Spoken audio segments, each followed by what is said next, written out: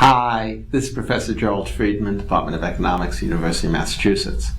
And we're here today to talk about social insurance and why private insurance usually won't work, especially not in the healthcare sector. Now, first of all, what do we mean by insurance? Insurance is the process where you give up something now, a guaranteed loss now, in order to minimize the really bad things that might happen and might not. You could pay insurance, you could pay life insurance for your entire life. And the day before you die, you'll say, God, that was a really bad investment. I spent all this money on premiums and I never died. Well, when you die, your children, your spouse will be happy that you had the life insurance.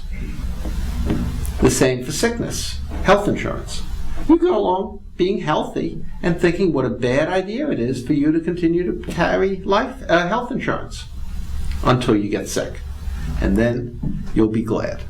Now, the problem with private insurance, as we find in the United States, the only country in the world that relies on private health insurance to provide health coverage for its population. We're the only country. We also note we spend way more on health care, including insurance, than any other country. And we are significantly less healthy than other countries at our level of income, and way less healthy than other countries at anything like our level of healthcare expenditures. Think about it.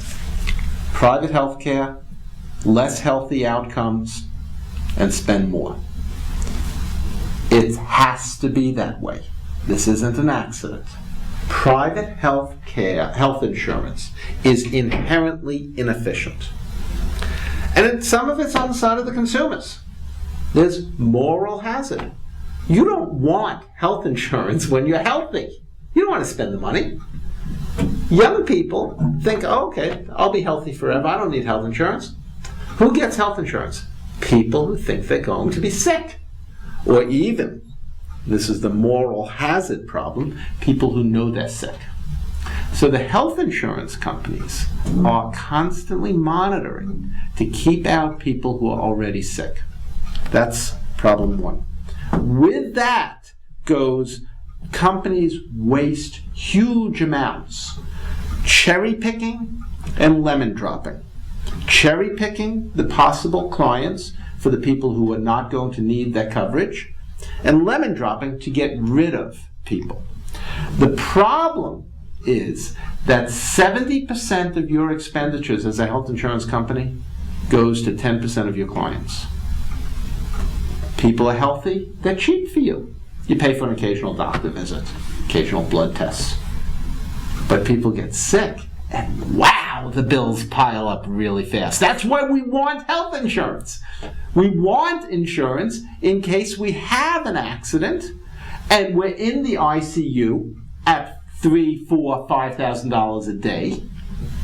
We want insurance in case we get cancer and a mastectomy, of course, $50,000, radiation, thousands of dollars more. We want insurance because when we get sick, it's really expensive. And what about the company?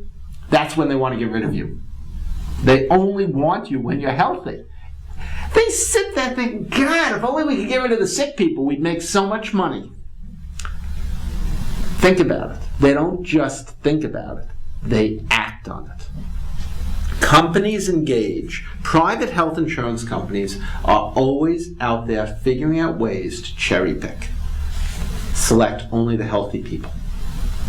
And lemon drop. Get rid of the people who are not healthy. And how do you do this? You do things like you have people, anybody can sign up for health insurance. This was the case in Milwaukee. The company said anybody can sign up for health insurance with us. They just need to fill out a form. And the form's available at our office, which is on the 4th floor of a walk-up without an elevator. Not very many people using wheelchairs. You applied for insurance at that company. you do things like that. Shoe companies profit by selling more shoes. Insurance companies profit by not selling to some people. Upper floor offices, paperwork, and the hassle factor. You just make it really hard to file claims. Now, who's going to care about that? Healthy people don't even know it's hard to file claims, that they have to file in triplicate, that they have to fill out these things, that you have to get your doctors to sign these things and write reports and all this. Healthy people don't even know. It's the sick people who know about those things, and they start looking for other companies. They look for other companies. This is wasteful. Then there's just plain rescissions, which are banned under the healthcare law passed last year in Congress, but were very widespread before that, and we'll see if the companies figure out a way to do it since. California, in 2008, California insurance companies dropped 20,000 sick people. They just canceled the insurance. Yeah. People showed up with pancreatic cancer, lung cancer. They were hit by cars. Insurance was canceled. Yeah. I wish they would let me buy insurance after I got sick. They won't let me do that. I don't understand the logic of saying you can cancel insurance. But anyway, think about it from the insurance company's perspective. If they don't do things like that, then they risk going into the death spiral. Cheating is necessary to inflate your profits, but cheating is also necessary to protect you. Provide good coverage. What kind of people are you going to get applying for insurance in your company? You have good coverage, you treat people nicely, you're respectful, you don't hassle people. You're going to get sicker clients because the sicker people are the ones who are going to notice. It's going to be important to them. If you have sicker clients, what do you have to do to cover your costs? You have to raise your rates. You raise your rates. Who's going to leave? Who's going to stay with you? The sick people will still stay with you because you have good coverage, you're a nice company. Healthy people are going to say, I don't know, those rates are pretty high.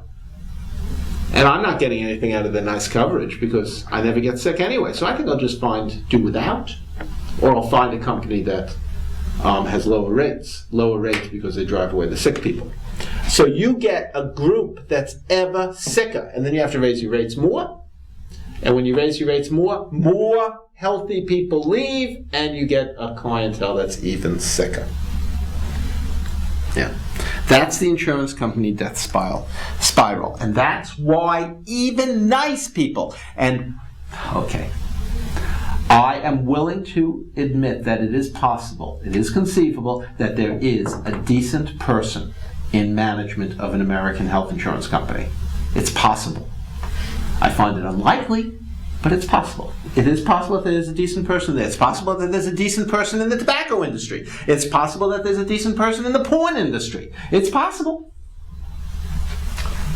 Even that decent person will get rid of the good coverage. Bad coverage, nasty forms, lots of work. Get healthy. Drive away the sick people. You'll get healthier clients. Lower rates. Lower rates will attract healthy people. And then lower rates, attracting more healthy people and more profits. That's what the insurance companies want to do. And that's why they're evil. Because we don't need insurance for the healthy people. We need insurance for when we get sick. And we don't need all these bureaucratic forms and all this paperwork and all this advertising and all this selection business. We want everybody to be covered. The insurance companies spend a ton of money reducing the number of people covered. It has been estimated that in Massachusetts alone, a state with 2% of the American population, and a state with a relatively efficient healthcare system because of the healthcare law sponsored by former Governor Romney, who's now running for president, campaigning against the national version of his law. But that's another story.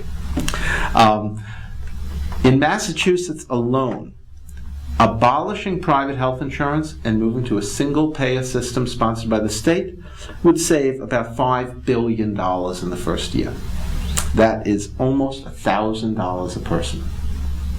Now, economists have a joke that George Stigler, an economist at the University of Chicago, was walking down the street with a graduate student. And the graduate student said, "Oh, look, there's a $20 bill on the street. I'll go get it."